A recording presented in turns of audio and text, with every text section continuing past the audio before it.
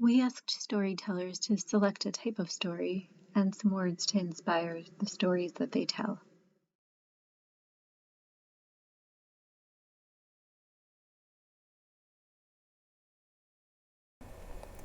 So, when I first heard the word pitch, I thought of it in a few different ways. One, kind of like to pitch a ball, something I have terrible aim, was never good at. Another one was the typical business pitch. You know, you come in, you try to get a new client, position, something like that.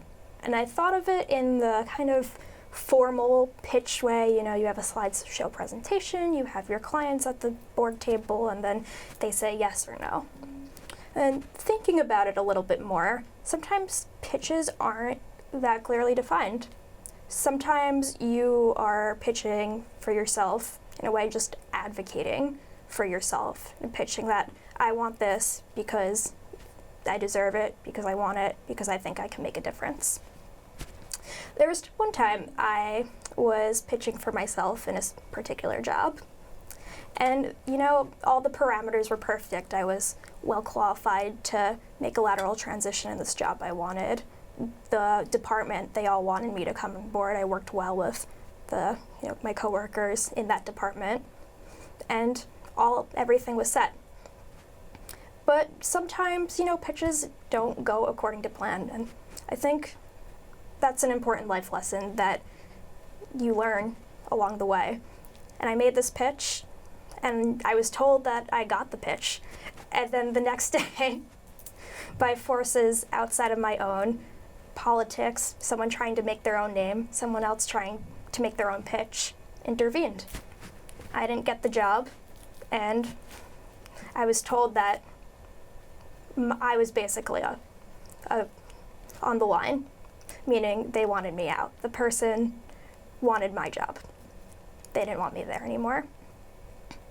And I could have tried to play the moving target game. I could have tried to, meet the moving KPIs that all of a sudden would just so conveniently change.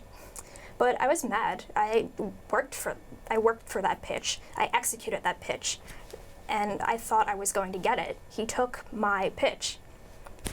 So, knowing that, my head was on the line anyways, I emailed our CEO. I explained to him that it wasn't quite fair. He saw in black and white it wasn't quite fair, but this other guy making the pitch happened to be, one of his own. So, although he played diplomat, he got HR involved, it was clear that the writing was still on the wall. But I made it known I went out fighting. And sometimes, the pitch that you thought you wanted isn't something that you should have. You can do so much better. So, I ended up getting fired from my first job ever. And it was scary, it was hard, but I know that I did everything within my power to fight for myself, to stand up for myself.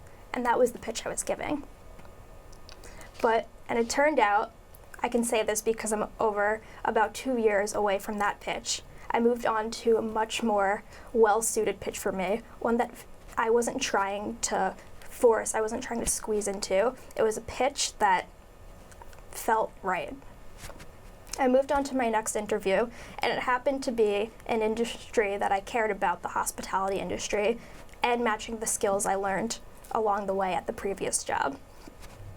And there were certain skill sets like Excel, Google Analytics, SQL, I was a little rusty on, but once again, I had to define my pitch, I had to fight for my pitch, and I worked for that pitch.